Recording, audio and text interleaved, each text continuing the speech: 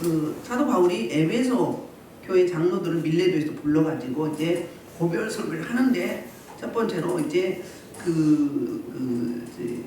이들을 당부하는 거예요. 그러니까 가야 되는데 시간이 예루살렘에 도착할 시간이 짧기 때문에 오순절을 지키러 가려면 그래서 밀레도에서 불러가지고 그러니까 좀 에베소 남쪽으로 내려와서 이제 장로들, 감독들, 그러니까 에베소 교회 하나만 있다고 하지 않았어요. 감독들은 지금 담임 목사와 같은 거예요. 그 당시에는 감독이나 장로나 같은 이야기였거든요. 불러서 이제 거별석을 합니다. 예전에 어떤 일이 있었는지, 내가 어떻게 사역하는지. 그래서 21절에 회개와 우리 주 예수 그리스도께 대한 믿음을 그러니까 복음의 내용이 뭐예요? 회개의 복음. 그 다음에 굳건한 믿음. 이걸 강조했다는 거예요. 그리고 이제 드디어 마침내 22절부터 24절까지는 바울의 각오, 자기가 무엇 때문에 예루살렘에 가는지 그 각오에 대해서 설명하는데요. 볼게요. 자, 22절 시작. 보라, 이제 나는 성령에 매여 예루살렘에 가는데 거기서 무슨 일을 당하는지 알지 못하노라. 아멘. 자, 사도 바울이 이렇게 장로들한테 그 이야기를 해요. 내가 지금 무엇 때문에 어디로 가는지. 근데 그냥 가는 게 아니잖아요. 자기가 자기 계획을 해서 간 게 아니라 성령의 이끌림을 받았다. 성령의 지배와 통치 가운데 성령이 가라고 하니까 간다. 그래서요, 여기 예루살렘에 가는 걸 수많은 기도 응답 받은 분들과 선지자들이 또 예언가들이 반대를 했어요.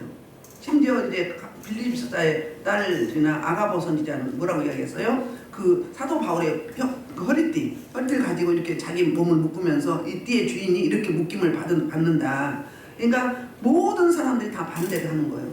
그러니까 내 사도가 하나님의 그 쓰임받는 사역자가 고난당하고 고통당하면 누가 가라고 할 사람이 없잖아요.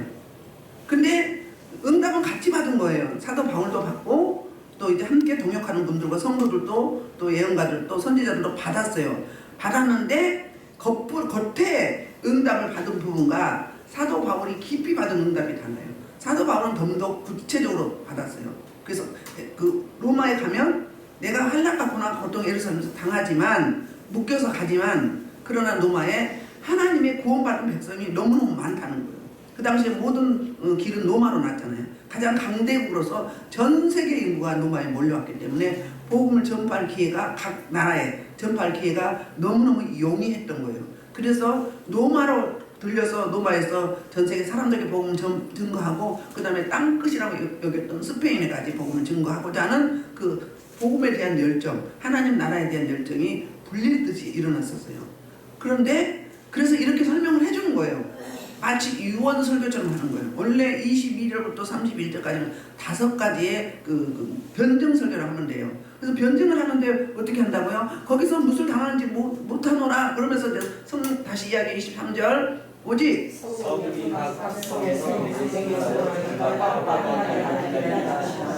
성령님이 이렇게 말씀하셨다는 거예요. 가는 곳곳마다 각 성이죠, 각 도시죠. 각 성에서 내게 증언하여 알려준 거예요. 결박과 환난을 나를 기다린다 하시나 이랬어요. 하시나 그러면 반전이죠. 사도가 이렇게 고백해 자기가 응답받는 것을 이야기하는 거예요. 여기에 모두 또 포함돼요. 오직 성령님의 음성을 내가 들었다. 그 응답을 받고 내가 움직인다. 그러니까 너희는 걱정하지 말고 쫄지도 말고 근심하고 염려하지도 말아라. 성령님이 나를 예루살렘을 통해서 로마에 보내심은 하나님의 놀라우신 방대한 그 복음의 비전이 열리기 때문이지 나를 죽이고자 함이 아니다. 나는 사명이 남아있으면 절대 안 죽는다. 이렇게 자기가 어떤 고난 어떤 환난을 당할지 이미 다 알고 있으면서도 사도 바울은 그 의연한 결의, 일사각오의 믿음, 순교를 각오하는 그 믿음을 가지고 이렇게 에베소 교회의 장로들에게 설명을 합니다. 그러면서 24절에 이제 일사각오의 믿음, 순교를 각오하는 믿음이 어떤 것인지 이렇게 고백을 해요. 그게 24절 시작. 잠깐만, 고린도서 9장 26절 한번 볼까요? 고린도서 9장 26절. 자, 운동장에서 다름질한 자들이 달릴 사람일지라도 오직 다른 사람이 수고하시리라.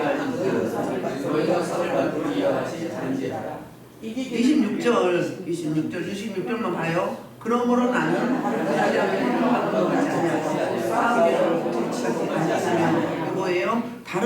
번째는 뭐 하는 거죠? 목표가 있는 거죠. 경주라고 하죠. 경주라고 하죠. 그 뭐예요? 향방 없이 무조건 그냥 즉흥적으로 하는 게 아니라 목표 지점이 있다는 거예요. 그 목표 지점은 예루살렘을 거쳐서 이제 부족 연보 헌금을 구제 헌금을 드리고 그리고 이제 예루살렘 교회의 지도자들과 이제 합평한 가운데 이제 그 로마로 가서 복음을 전파하는데 이렇게 나는 무조건 즉흥적으로 내가 가고 싶어서 몸이 닳아서 간 게 아니라 성령 하나님이 하나하나 일일이 구체적으로 디테일하게 알려주시고 지시하셔서 간다. 그러니까 향방식 복음을 치듯이 무조건 가는 게 아니다. 달리기 선수들이 어떻게 해요? 목표 지점이 있죠. 거기를 몇 초에 가야 되는지 그런 것까지 디테일하게 계산하고 가는 거잖아요. 그렇게 간다 그 말을 하고 있어요. 그러면서 이제 그 24절에서 달려갈 길 다시 이야기죠. 이 달려갈 길은 뭐예요? 경주를 말하고 있는 거예요. 경주. 우리가 달려갈 길은 뭐예요? 우리가 달려갈 길은 이제 그 영원한 온전한 구원 하나님 나라의 그 신천 신지 그것을 향해서 소망을 갖고 달려가는데 지금 이 땅에서 뭐죠? 살아도 주를 위해서 죽어도 주를 위해서 먹어도 먹든지 마시든지 무엇을 하든 주의 영광을 위해서 복음 전파가 우리 달려갈 목표 지점이에요. 그리고 진짜 처소 장소적으로는 천국이죠. 그걸 말하고 있는 거거든요. 그러니까는 목표가 있으면 뭐예요?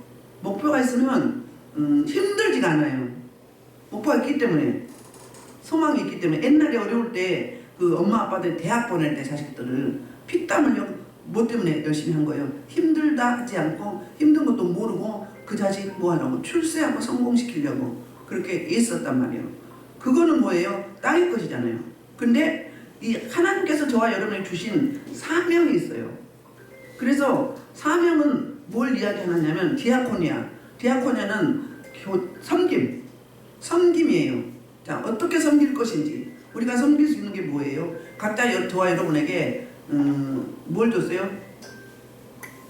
은사를 줬어요. 또 재능도 줬어요.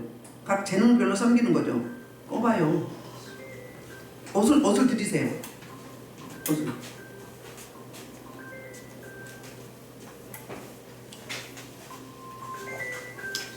그러니까 이렇게 달려갈 길과 주 예수께 받은 사명이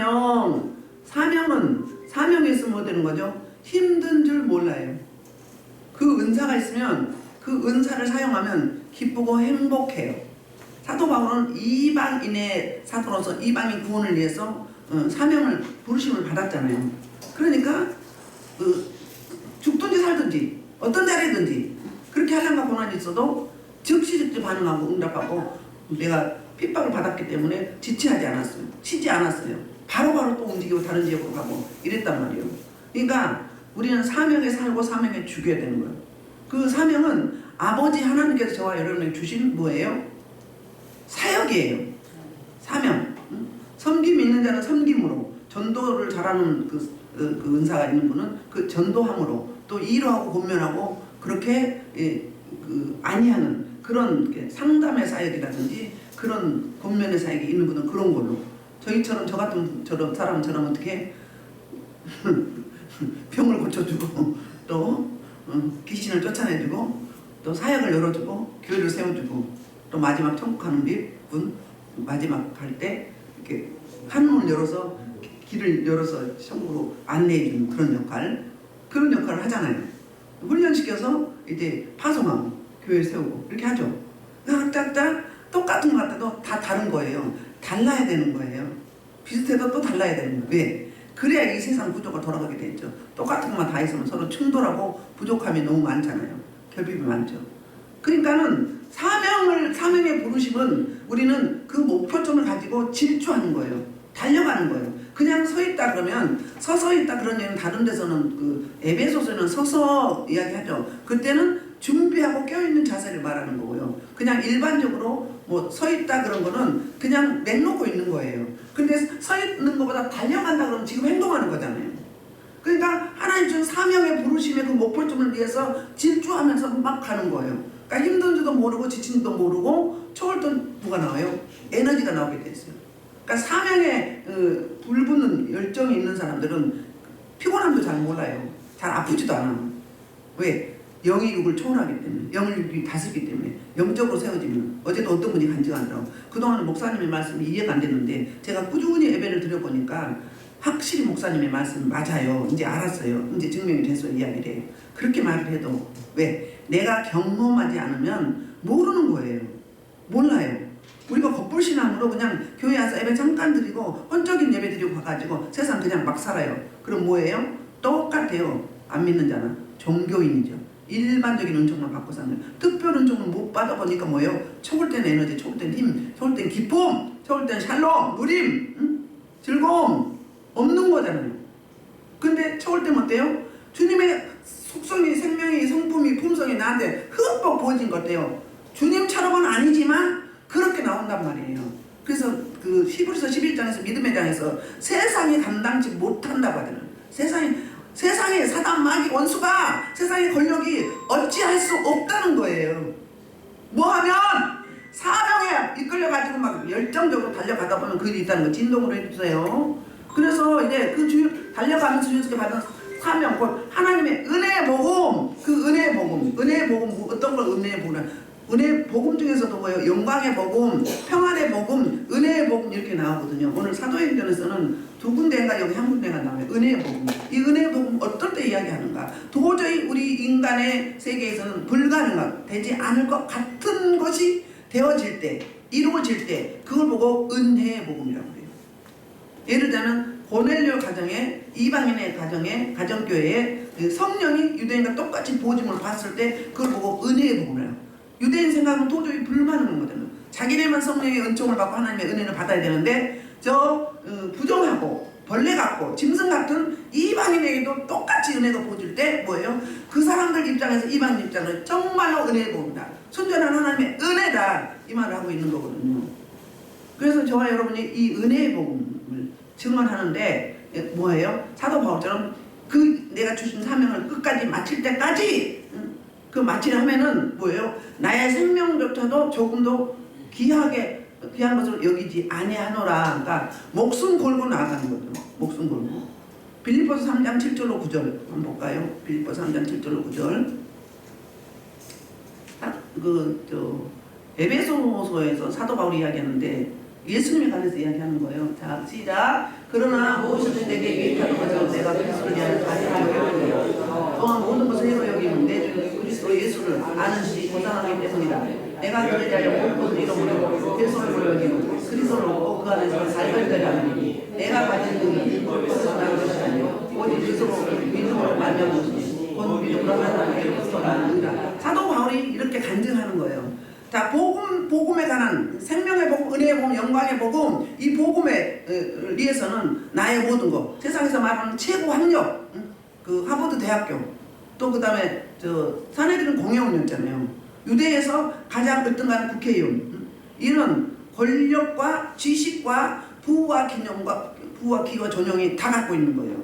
그러면 아주 성공한 인생이잖아요. 그걸 뭘로 여겼다고요? 세상 사람들은 최고의 가치로 여기는 게 이게 나는 거다. 배설물로 여기겠다. 쓰레기다. 왜? 하나님의 은혜의 복음, 영광의 복음을, 생명의 복음, 평안의 복음을 깨달았기 때문에 그렇다는 거. 가치 면에서 다른 거죠. 가치가 다르다.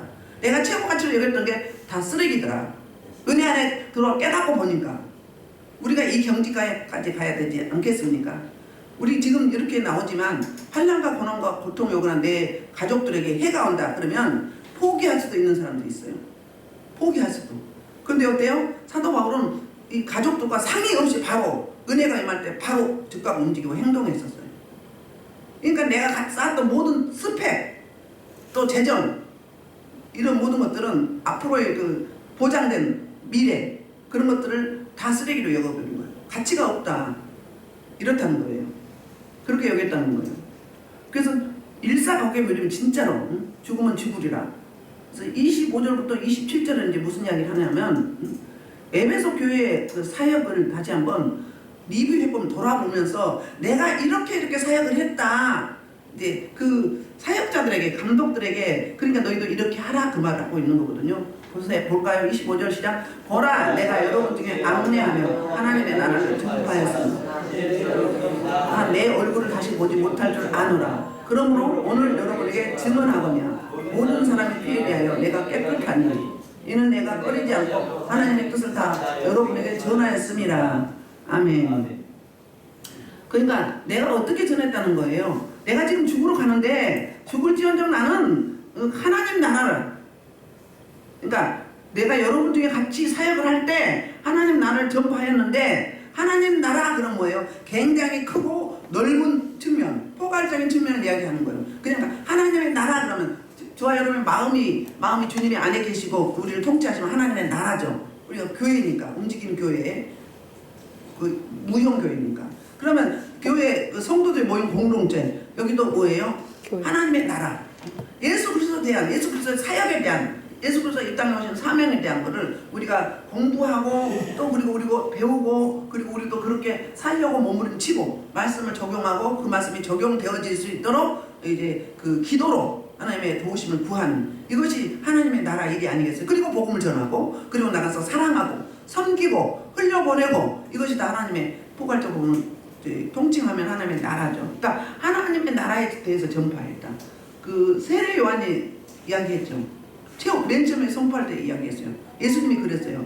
뭐라고 했어요? 회개하라. 회개하라. 천국이 가까웠다. 이게 뭐죠? 이게 하나님의 나라의 선파예요. 하나님의 나라 전파. 이사야 61장 말씀을 가지고 예수님이 그렇게 또 선포를 했죠. 하나님의 나라가 임했다. 회개하라. 이야기했잖아요. 이 하나님의 나라 복음을 전파하는데 이제 여러분이 다 내 얼굴을 다시 보지 못하는데, 그러니까 너희는 어떻게 하라? 오늘 여러분에게서 증언하거냐 모든 사람의 피에 대하여 내가 깨끗하다. 내가 이렇게 사역을 했다. 불의하게 행하지 사역을 하지 않았다 이야기하는 거예요. 그러면서 이제 27절, 이는 내가 꺼리지 않고 하나님의 뜻을 다 여러분에게 전하였음이라 그랬어요. 꺼리지 않았다. 가리지 않았다. 이 앞전 시간에 뭐랬어? 유익한 것이면, 너희에게 유익한 거면 뭘 했다고요? 다 너희에게 먹였다는 거예요. 너희에게 가르쳤다. 너희에게 유익하다고 생각하는 건 내가 가리지 않고 다 선별해서 너희에게 먹였다. 그리고 가르쳤다. 그 말을 하고 있는 거예요. 이게 그 진정한 사역자, 영원 사랑함이에요. 적당히 주는 거. 요즘은 적당히 준다고 그래요. 은사자든 그래요. 적당히 해야 된다고. 뭘 적당히 해? 그날 나오고 드러나는 다 처리에 맞는 거예요. 적당히 하는 건 자기가 하는 거예요. 왜? 안 올까봐, 한 번에 다 해주면 안 올까봐 적당히 해줘야 된대. 누가 하는 거예요? 지가 하는 거지. 지 사업이지. 하나님과 관계없죠. 뭐예요? 영혼을 사랑하면 그 사람이 바로 나예요. 같이 슬프고, 같이 아프고, 같이 억울하고, 같이 안타깝고, 여러 가지 같이 동변상련 하고 그 긍휼함이 있는 거죠. 책임지지 않는다고 하잖아요. 그렇게. 그래야 사역이 이루어지는 거예요. 한 영혼을 선화보다 귀하게 여긴 게 하나님 아버지시죠. 예수 그리스도시잖아요. 자기 목숨까지 줘가면서. 근데 그렇게는 못하더라도 우리 중심의 사역이 뭐라고요? 복음 사역에 대한 그 자부심이 사도 바울은 굉장했다는 거예요. 내가 이렇게 떳떳하게 사역을 했다 그 말이에요. 목숨을 내놓고. 그러면서 28절에는 장로들에게 부탁하기만 합니다. 그게 바로 이제 교회 지도자들에게 이제 어떻게 사역을 했는지 핵심 영역에 대해서 이야기해요. 자, 시작. 28절. 여러분은 자기를 위하여 또는 온 양들을 위하여 삼가라 그런 거예요. 내 자신의 유익을 위해서 삼가라 그 이야기. 삼가라 그 이야기를 우리만어는 하지 말아라, 금해라 이야기거든요. 근데 원문에 보면 그 이야기가 아니에요. 바로 이제 정신을 차리고 잘 주목하고 지켜봐라. 그러니까 성도들의 상태를 잘 지켜보고 거기에 맞게 맞춤 사역을 해라 그 말하고 똑같은 거예요. 우리 사역하다 보면 이제 처음에는 막 은혜가 임하잖아요. 금방 달라지고, 그때는 막 계속 와. 그리고 막 금방 달라져요. 변해요. 그래 좀 될만하면 이제 느긋해져. 예배를 또 빠지기 시작하고 그래. 그러면서 회의해져. 오후 예배 안 드리고 기도에 참석 안 해. 그럼 이제 그 선데이 크리스찬으로 주일 예배만 간신히 드리고 그냥 가. 그런 사람들이 주로 떨어져 나가거든요. 근데 우리는 미리 알아요. 딱 보면 벌써 달라요. 갈 사람은 달라. 또 여러분 오시면 처음 딱 봐도 여기에 붙인 사람이 따로 있어요. 그냥 집회만 온 사람이 우리 성도로 붙인 사람이 따로 있어요. 그건 누가 알게 하시는 거예요? 성령님이 알게 하시는 거예요. 그거는 성령님이 알게 하셨지만 우리 또한 성령의 은혜를 구하면서 양떼를, 목자가 양을 살피듯이 목회자가 아니면 사역자가 목자가 목원들을 복원들을 살피는 게 어떻게 살린다? 구체적으로 디테일하게 주시하면서 세밀하고 내밀하게 살펴봐서 거기에 맞는 맞춤 사역에 들어가라. 그게 삼가라는 이야기라고. 이게 사역자들의 핵심 영역, 핵심 사역이 이거예요. 근데 물론 성품도 있고 기질도 있지만 다 못 살필 때가 있잖아요. 그러니까 어때요? 담임 목사 못하니까 부목사님도 계시고 협동 목사도 계시고 또 목자들도 있고 또 선교회도 있고 있잖아요. 응? 있죠. 그렇게 해서 이렇게 유기적으로 나가는 거예요. 담임 목사 못 살피면 그래도 목자가 목원을 가장 잘 살필 수 있죠. 응. 그런 식으로 그렇게 살펴가는 거예요. 그렇게 그러니까 정신을 차리고 깨어있으라 그 말하고 똑같은 거예요. 깨어있어서 너한테 맡겨준 약물이 성도들을 주시해서 잘 살펴서 바른 길, 선한 길, 복된 길, 온전한 길로 어그러진 길로 가지 말고 직선으로 지름길로 가게 할 수 있는 인도자, 레베카, 축복의 통로 이 사명을 감당하라는 이야기를 하고 있는 거예요. 그러면서 이제 왜 그런가? 하나님이 자기 피로 사신 교회를 보살피게 하셨기 때문에 하나님의 은혜와 도움을 구하면 너희는 능히 할 수 있다. 내가 그렇게 했던 것처럼 너희도 그렇게 하라. 그 말인 거예요. 할렐루야. 인간은 이 앞전에는 목회관이 뚜렷했다면 복음사역에 대한 자부심이 대단했다면 이번에는 교회관이 뚜렷한 것이 바로 28절 말씀이에요. 사도 바울이. 응?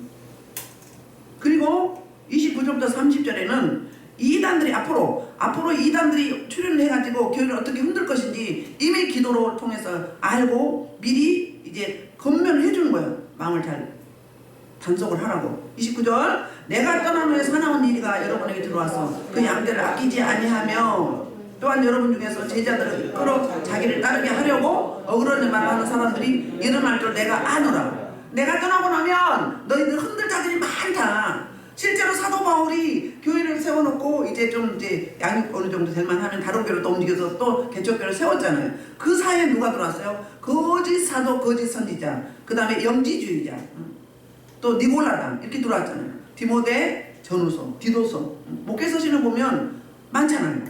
또 요한계시록, 소아시아 7교회 중에서 있죠. 교회는 사단 마귀 원수가 노리게 되어 있는 거예요. 그래서 교회 안에서 뭐예요? 알곡과 쭉쭉을 가른다고 말씀하셨고 마지막 때 재림하시면 교회 내 집에서 뭐 한다고요? 심판이 이루어진다고 그랬어요. 내 집에서 구원받을 자, 버림받을 자. 그러니까 무늬만 그리스도인 아니면 뭐예요? 광명한 천사. 믿음이 좋은 척하고 선한 척하는데 알고 보니까 적그리스도 이단이에요. 이런 것들을 교회 안에서 가르친다는 이야기예요. 그러니까 교회에서 예배 드린다고 다 성도가 아닌 거예요. 성도는 뭐예요? 거룩한 성이잖아요. 구별된 자들이잖아요. 세상과 구별되었어요. 그러니까 하나님의 백성으로서 하나님의 성결의 영이 부어진 자들이란 말이에요. 그러니까 교회 집사, 목사, 권사, 장로 다 믿지 마세요. 그 사람의 언행심사와 삶이 있는지 없는지 봐야 돼. 삶으로 이야기하는 거예요. 언행심사로 이야기하는 거거든요. 그래서 이렇게 염려를 하는데 어때요? 그 양떼를 아끼지 않나. 거짓 사도의 특징은 내 양떼가 아니기 때문에 어때요? 아끼지 않아요. 이런 이야기, 이런 말씀 하잖아요. 이사야서도 그러죠. 목자가 이개가 닥치면 양떼를 이렇게 보호하고 하는 게 아니라 도망가 버려. 이게 거짓 사도예요. 한 사람이 안 나오면 시험 들면 마음이 아파서 전심으로 기도하고 축복하고 하잖아요. 제가 옛날에 그런 적이 있었거든요. 전도사가 나가가지고 한 1년 반인가 있다 왔어요. 8개월. 어떤 사람 8개월, 어떤 사람이 1년 반, 어떤 사람은 뭐 7년 만에 온 사람도 있으니까. 그러면 끈을 안 놓고 계속 기도하잖아요. 그때 어디를 갔더니 몇 군데서 그 이야기를 하더래. 당신은 이 앞전에 어디 있었냐고. 그래서 이 앞전 교회가 어디였냐고 묻는 거예요. 여러 사람들이. 그러니까 안양에 있는 하나님교회 다녔다 했더니 글로 가야 된다. 왜요? 첫째는 여기 아직 안 뛰었고요. 둘째는요, 여기서 담임 목사와 협력자들이 전심으로 기도하고 있거든요. 여기 아직 안 뛰었다면 다시 오게 해달라고. 그러니까 가는 곳곳마다 그 이야기를 하는 거예요. 껴있는 사람들이. 누가 맞는 거예요? 한 사람이 했다면 안 맞을 수 있지만 여러 사람은 그렇게 안 맞는 거예요. 다시 왔어요. 그렇게 여러분들이 여기 붙였는데 하나님이 떼지 않았는데 미리 간다. 그럼 다시 오게 돼 있어요. 응? 심지어는 8개월, 1년, 뭐 2년, 뭐 7년 만에 온 사람도 있다니까요. 근데 또 그냥 가. 어떤 목사님은 그 당시 중풍이 치료받았대. 그래서 개척교회 세웠는데 성도가 없어. 그래서 여기서 전심을 하시라고. 또 이번에는 끝을 보겠다고. 그들이 또 살만하니까 한 6, 7개월 되니까 또 가버려. 아직까지 못 속였어요. 내 생각은 설 것 같죠. 내가 먼저 그릇이 되어져야 돼요. 사역자는 내가 그릇이, 품을 수 있는 그릇이 되어져야 돼요. 그리고 엎드려 기도해야 돼요. 막 여기저기 다닐 게 아니라 하나님 붙이는 곳이 있어요. 한두 군데. 거기만 다니면 되는 거예요. 하나님 안 붙일 때 가면 뭐가 되는 줄 알아요? 하나님 안 붙인 교회 가서 예배 드려봐요. 그러면 물에 기름 뜬 거예요. 일반 은총밖에 없는 거예요. 하나님이 그 교회 그 담임을 통해서 그 기름 부심이 통해서 그를 어떻게 쓰시고자 하는 계획과 플랜이 있단 말이에요. 근데 반대로 가봐요. 역행하는 거죠. 성령을 거스른단 말이에요. 이걸 잘 하셔야 돼요. 이게 영적 원리예요. 근데 내 기분이 안 좋으면 그냥 즉흥적으로 나를 뭐 좀 칭찬 안 해주면 나는 좀 무시했다고 생각을 해요. 아이고 주여 언제까지 그 어린아이 신랑을 버리지 못할 겁니까? 나만 주목받아야 돼. 그럼 다른 사람은 뭔데? 한 사람이 수 없는 사람은 다 한꺼번에 똑같이 어떻게 돼? 좀 선 사람은 놔두고 좀 어리고 좀 넘어질 것 같은 사람은 좀 들어주고 하는 거죠. 근데 그런 사람도 계속 같은 이야기 반복하면 같은 짜증만 내. 그럼 어떻게 해요? 계속 할 수 없잖아요. 거기에 집중할 수 없잖아요. 그렇잖아요? 그러면 또 다른 사람 급한 사람 또 봐야지. 그래서 자기만 생각하는 거야. 어린아이는 남들을 배려 못해. 상대방 입장을 모른다고요. 그러면 지도자가 될 수가 없죠. 성장을 못하죠. 신앙에서 뭐예요? 퇴보하잖아요. 퇴보한 자는 어떻게 돼요? 아말렉 전쟁에서 공격당해요. 똑같아요. 막에 밥이 된다고요. 그러니까 제자들을 어떻게 해요? 자기를 따르려 자기 위해서 빼가려고 그래. 빼가갖고 자기 돈벌이 하려고 그런단 말이에요. 여기도 그런 사람 많이 있어요. 목사님들이 와가지고. 그래갖고 어떻게 해? 자기도 넘어져. 같이 넘어져. 정신 차려야 돼. 아니 당신한테 없는 건 여기 있고 여기 없는 거기 있는데 뭘 잘났다고 그래. 그럼 데리고 갔으면 제대로 세우든지 제대로 잘해야지. 하지도 못하면서 같이 넘어져. 그럼 누가 나쁜 사람이에요? 거기엔 넘어간 사람이 나쁜 거지. 뭐 해야 돼요? 하나님 뜻을 구해야지. 하나님 제가 어떻게 해야 됩니까? 제가 이런 제안을 받았는데 가는 것이 맞습니까? 머무르는 게 맞겠습니까? 말씀하여 주옵소서. 가르쳐 주옵소서. 3번 이상 응답하여 주옵소서 하고 하나님의 음성을 기다려야 되는 거잖아요. 근데 그냥 즉흥적으로 움직여. 그럼 어떻게 해요? 얼마나 늦어지는데요. 축복이 그만큼 늦어진다고요. 다시 시작해야 돼요. 쭉 가다가 쫙 미끄러져. 골든타임 갔다가 딱 못 넘기고 쫙 맨날 그것만 하고 있어. 그것만. 뭐예요? 누구를 만나느냐. 여기 어그러졌다 이 말은 애곡되고 구부러졌다 그 말이에요. 진리가 아니다 그 말이에요. 그래서 사도와 사역 가운데 사도는 사도가 아니다. 진짜 사도는 예수님과 함께 동고동락했던 그런 사람들이 사도다. 사도가 하면 갑자기 나타난 자다. 그러니까 사도가 아니까 그 말 듣지 말아라. 할례 받지 말아라. 응? 부정한 음식 먹으면 안 된다. 구원받은 자도 할례 받아야 되고 부정한 음식 구분해야 된다. 이렇게 말하는 거예요. 율법을 주장하는 거예요. 영지주들은 뭐예요? 영은 슬령하고 육은 무익하다. 함부로 굴려요. 이게 영지주의 특징이 거짓 사도들은 주로 뭐예요? 사도권 놓고 했었죠. 그리고 구약의 할례를 받으라고 했고. 니고라당도 마찬가지잖아요. 이 사람들은 하나님 이름 팔아서 자기 돈벌이 사업하는 사람들이라면 지금도 많아요. 응? 지금도 많아. 여기저기 다니면서 어떻게 사람 빼가려고. 뭐 그렇게 자신이 없어. 전 여러분도 오라고도 안 하지만 그런 짓은 안 해요. 그리고 아니면 머물라고 그래요. 어떤 분이 누구 기도해달라고 교회 옮겨야 되려고 우리 교회 오겠다고 그래요. 근데 기도했더니 아니다. 이분은 그 교회 11조다. 뭐예요? 새벽을 드리면서 교회와 목사님을 놓고 강대상 놓고 전심으로 기도해야 되는 그 교회의 11조다. 움직이면 안 된다. 이렇게 말을 해주는 게 맞죠? 내 욕심 차린다고요? No! 그럼 여기 올 사람이 못 오는 거예요. 여기 올 사람이 못 오는 거예요. 또 내가 가야 되는데 안 가면 여기 올 사람 또 못 오는 거예요. 안 갈 때 가야 되면 거기 또 올 사람 못 오는 거예요. 이게 영적 원리예요. 모르는 사람은 무조건 즉흥적으로 움직여. 그렇지요. 여러분한테 말씀해 드리는 거예요. 이거 원리 모르는 사람도 몰라요. 무조건 물론 집 갖고 온데 다니는 게 좋아. 근데 멀리서 올 사람 오고 대형교회 간 사람 따로 있고 개척교회 올 사람 따로 있는 거예요.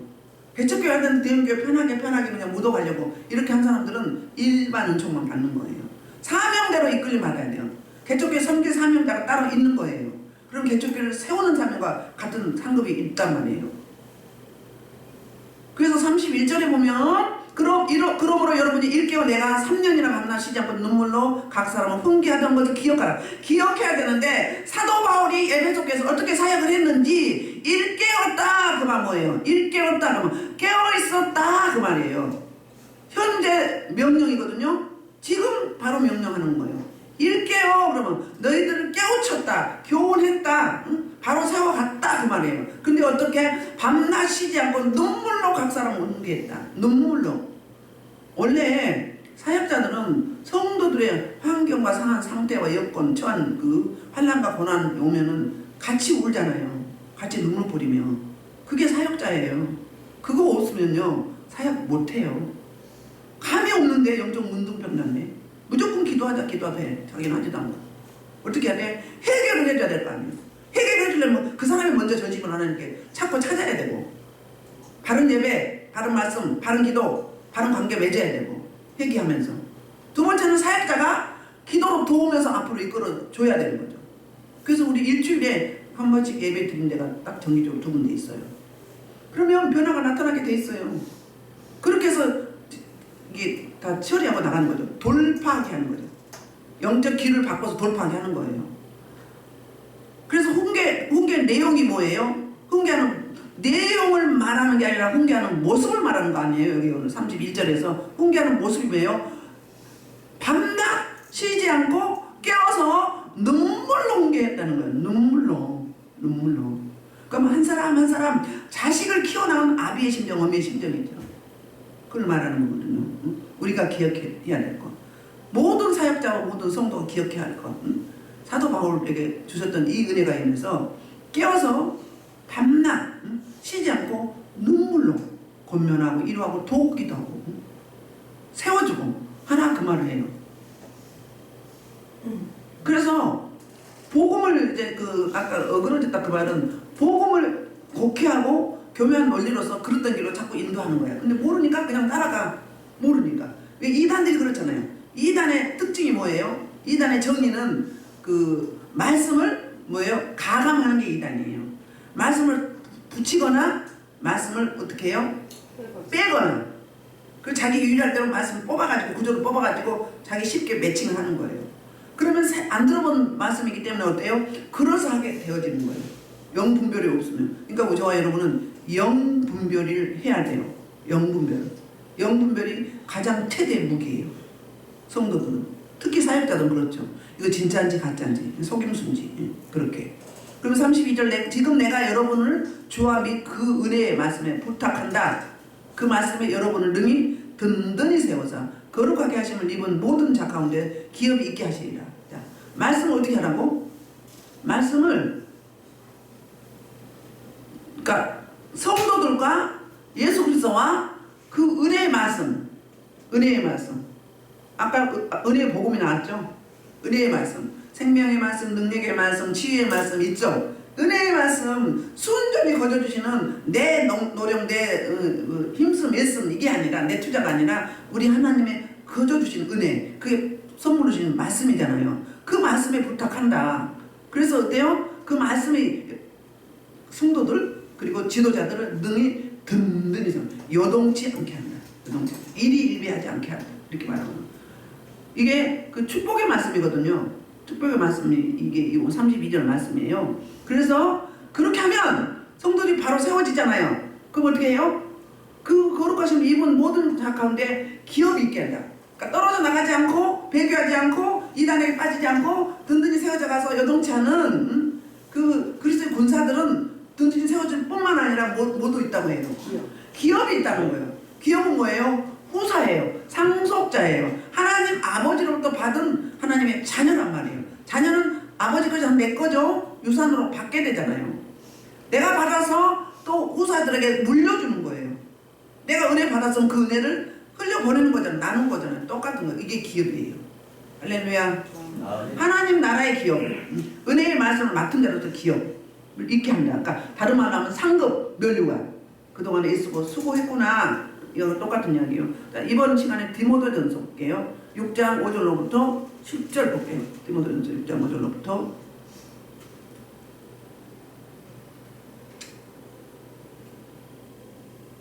시작. 마음이 부패하였고 진리를 잃어버려 성경을 이익에 바꾸려고 생각하는 사람이 일어납니다. 그러나 자족하는 마음이 있으면 그거는 큰 이익이 됩니다. 우리가 세상 다 가져가고 것이 없으니 또는 아무것도 가져가지 못하리니 우리가 먹을 것과 입을 것이 있을 것이 가지로 알거니와 구하려고 하는 자들은 시험과 올무와 여러 가지 어리석고 이런 욕심을 떨어지는 곧 사랑과 멸망과 파멸과 멸망에 빠지게 하는 것이다. 돈을 사랑하면 이만하게 뿌리가 되는데 이것을 참는 자들은 미혹을 받아 믿음에서 떠나 많은 근심으로써 자기를 찔러도다. 오직 하나님의 사랑과 이것을 그리하고 의와 근거와 믿음과 사랑과 인내의 온유를 따르며 믿음의 선한 싸움을 싸우다 여기서는 시하라 이를 위하여 내게 부르심 받았고 많은 징을 받았고 선한 증언을 얻었느냐 계속하고 있네요. 10절까지만 했었는데 바로 이거 뭐예요? 그러니까 세상 것에 눈 돌리지 말고 육신에 거치하지 말고 내 이웃만 생각하지 말고 하나님 나라, 하나님의 교회, 바른 복음, 바른 진리, 바른 예수, 그리고 말씀과 기도, 이 경건생활은 범사에 유익하다고 했어요. 경건생활이 뭐예요? 예배드리고 말씀 보고 기도하고 사랑하고 섬기고 전도하고 나누고 구제하고 선교하고 이런 걸 통치게 해서 뭐죠? 경건생활이에요. 신앙생활, 믿음생활 똑같은 이야기거든요. 이렇게 해야 된다 그 말이에요. 그래서 이제 33절 보면 내가 33절부터 35절까지는 사도 바울의 마지막 권면이에요. 마지막 유언 설교예요. 볼게요. 내가 아무리 은이나 금이나 의복을 탐하지 아니하였고 여러분이 아는 바와 같이 손으로 나와 내 동행들을 쓰는 것을 충당하여 그랬어요. 그러니까는 그 자비랑 선교했다는 거예요. 자비랑 선교에서 사도 바울은 그리고 이제 일부 교회에서 이제 그 선교를 보내준 걸로 썼죠. 그러니까 얼마나 열심히 일했겠어요? 굉장히 열심히 일한 거예요. 그래서 무슨 이야기를 하고 있냐면 은이나 금이나 의복을 탐하지 아니하고 방금 이 말씀하고 똑같은 이야기거든요. 그 디모데전서 6장 말씀하고 똑같아요. 그래서 여러분이 아는 같이 이 손으로 나와 내 동행들 쓰는 것을 충당했다는 거예요. 충당했다. 그럼 쓸 것을 뭐 했다는 거? 공급했다는 거예요. 그렇게 사역했다는 거예요. 지금 유럽이나 미국이나 저런 쪽으로도 그렇게 사역을 하죠. 선교사들도 대부분 그렇게 해요. 물론 큰 교회에 파송된 선교사님들은 큰 단체에서는 다 공급이 되지만 나머지는요 자비랑 선교해요. 같이 하는 거예요. 아니 할 수가 없잖아요. 요즘에 개척교도 그렇게 하잖아요. 그랬듯이 그런 중심으로 했기 때문에 너희들은 뭘 헌금 요구하지 말고 하나님의 물질을 유용하거나 횡령하지 말고 그 이야기를 이렇게 설명하고 있는 거예요. 그러니까 본인이 뭐 보면 보였으니까 너도 이렇게 해라 그 말을 이렇게 하고 있는 거거든요. 그러니까 선교의 정신이 뭐다? 바로 이런 일사각오의 믿음인가 동시에 누구에게 유익을 취하려고 하지 말라. 나의 유익의 도구로 성도들 사용하지 말라. 그래서 32절부터 35절이 바로 무슨 이야기냐면은 이제 결론 부분인데요. 바로 그 축복과 약한 자를 돌보라는 이야기가 이렇게 나오거든요. 그리고 이제 34절, 35절. 자, 범사에 여러분에게 모범을 보여준 바와 같이 수고하여 약한 사람들 돕고 또 예수 그리스도께서 친히 말씀하신 바 주는 것이 받는 것보다 복이 있다 하심을 기억하여야 할지니라. 아멘. 받는 것이 주는 것보다 복이 있다. 그러니까 주는 것이 받는 것보다 복이 있다. 이게 누가복음 6장 38절에도 예수님이 그렇게 말씀하는데 또 비슷한 이야기인데요. 뭐예요? 그러니까 취하려고 하지 말고 그러니까 범사에 본을 보였다는 거예요. 본. 진짜 본은 예수님이거든요. 근데 그 예수님을 본받아서 사도 바울이 그렇게 했다는 거예요. 그러니까 그 수고하여 약한 사람들을 도우라는 거예요. 착취하지 말고 도우라는 거예요. 지금은 덜한데 옛날 목회자님들이나 사모님들은 이렇게 거지 근성이 있어요. 무조건 달라고 해. 달라고 하고 빌려쓰면서도 안 줘. 당연히 섬긴 줄로 알고 있어요. 제가 어떤 목사님을 병원비가 없어서 섬겼거든요. 근데 병원비가 아니었다고 나중에 알고 보니까 달라고 했더니 이거 가져가면 목사님 다쳐요 이러면서 빌린 것과 섬긴 거는 다른 거잖아요. 근데 얼마 못 살고 가더라고요. 그러니까 미안한 마음이 있어야 되는 거 아니에요? 당연히 빌린 건 빌린 거지. 어떤 사모님이 어디를 갔는데 빌려달래요. 근데 줄 생각을 안 해. 뭐예요? 원래 그렇게 살았던 거예요. 근데 목회자들도요, 받으려고 하지 마세요. 심어야 돼요. 심으시라고. 목회자가 먼저 본을 벼야 돼요. 없는 중에서도 심으세요. 저는 뭐 제 이야기 뭐 하면 자랑거리겠지만 그렇거든요. 가급적이면 교회에서도 쓸 거, 소소한 거 거의 다 써요. 그리고 여러분들 교통비 없는 분들 제가 알거든요. 어려운 분들. 요즘에 그런 분들이 덜 와. 봉투에 담아서 10만 원이고 5만 원이고 드려. 교통비 하시라고. 또 그리고 막 10,000원이라도 하는 분이 있어. 근데 이분은 상황을 내가 알잖아. 근데 그 예물을 받으면 너무 마음이 아픈 거예요. 왜? 이거 안 드리면 얼마나 쓸 수 있는데 이거 드릴 때 얼마나 조마조마했을까. 그 마음이 절절해. 여러분 헌금도 딱 들잖아요. 얼마나 절절한지 알아요. 그냥 거지 그 동냥하듯이 이렇게 툭 던지는 사람 같은 느낌이 있는 사람이 있어. 애물 드리면서 꼬글꼬글하고 다 구겨가지고 막 쑤셔 넣어놨어. 딱 들어보면 알아요. 딱 보면 알아. 딱 마음이 와. 응? 그런데 우리도 그런데 인간인데 하나님 그가 안 보시겠어요? 알아요. 감찰하셔요. 좋은지도 않으시고 좋은지도 않으셔요. 애물들의 정성을 다해서 기도하는 심령으로 간절한 마음으로 그래 하나님이 기뻐하는 향기로운 애물이 되죠. 그냥 거지한테 동냥하듯이 툭 던지지 마세요. 꼭 기도 준비하고 드리세요. 1,000원을 드든 10,000원을 드든 그러란 말이에요. 여러분 중심이 딱 들어있어요. 헌금 봉투에. 제가 봉투 사역 안 하지만 폼을 딱 받으면 딱 나와. 응? 그리고 또 옆에 있으면 하나님 또 책망하는 사람도 있어요. 네가 어떻게 했다고. 근데 그 말 다 할 수 있나요? 못하죠. 저도 그럴 수 있잖아요. 저도 하나님 앞에 그렇게 할 수 있단 말이에요. 우리 매일매일 우리는 경건의 유익을 도모해야 되는 거죠. 그래서 또 기억할 게 뭐예요? 뭐라고요? 이 수가 약한 사람들을 도구라는 거예요. 그래서 주 예수께서 친히 말씀하신 바는 뭐예요? 주는 것이 받는 것보다는 섬기라! 이것도 기억해라! 그 말하고 있어요. 약한 자 도우고 섬기는 자가 복이 있다. 나눈 자가 복이 있다. 그 말하고 있어요. 36절 38절은 마지막으로 고별 인사를 합니다. 봅시다. 36절 이 말을 하는 무릎을 꿇고 그 모든 사람들과 함께 기도하니 다 크게 울며 바울의 목을 안고 입 맞추고 다시 그 얼굴을 보지 못하리라 한 말로 말미암아 더욱 근심하고 배에까지 그를 전송하니라. 아멘. 자, 데살로니가 후서 3장 7절 12절까지만 하고 이제 마치겠습니다. 3장 7절부터 12절 시작. 어떻게 우리 구원하려고 주를 알고 오직 수하고 오래서 주야로 일하고 너희 아무 특별히 입지 아니하고 너희에게 권리가 없는 것이 아니야. 오직 스스로 너희에게 본을 보여. 우리는 본받게 하려 합니다. 우리가 너희와 함께 있을 때도 너희에게 명하기를 누구든 일하기 싫어 먹지도 말아야 하는데 우리가 들은즉 너희 가운데 게으르게 행하여 너무지 일하지 아니하고 일을 만들게 하는 자들이 있다 하니 이런 자들에게 우리가 명하고 주 예수 안에서 권한다. 조용히 자면 자기 양식을 먹는 거니까 그냥 거짓말하려고 하지 말고 자비랑 사역을 해라. 요구하지 말라. 네 쓸 건 네가 알아서 해라. 이 말하고 같은 이야기거든요. 이제 고별 서로 인사를 하는데 작별할 때 어때요? 이제 너무너무 이제 못 볼 다시는 보지 못할 것 같은 다시 볼 수 없는 거잖아요. 다시 실제로 못 만났어요. 그래서 입을 맞추고 무릎을 꿇었다 그 이야기는 뭐예요? 무릎 꿇고 먼저 기도하는 거예요. 그러니까 오늘 본문을 마무리하는데 고별 선고 마무리하는데 뭘로 마무리하는 거예요? 무릎 꿇고 기도로 마무리하는 거예요. 그럼 무슨 기도했을까요? 에베소 교회가 든든히 세워지고 사역자들이 정신을 차리고 성도들을 어떻게 천하보다 귀하게 여기고 눈물 뿌려 기도하며 그들을 세우고 권면하고 이루하고 세우고 그 다음에 뭐하고요? 약한 자를 도우며 내가 탈취하고 착취하지 말라 그 말인 거거든요. 그래서 그렇게 마치면서 이제 눈물을 서로 이제 목을 끌어안고 입을 만지면서 이제 이별을 하는데 바로 뭐예요? 다시는 보지 못할 것 같은 아쉬움과 또 환난 받을 누구? 사도 바울의 그 고난, 그 환난, 박해 이런 부분이 너무너무 안타깝고 그리고 이제 너무 슬펐던 거예요.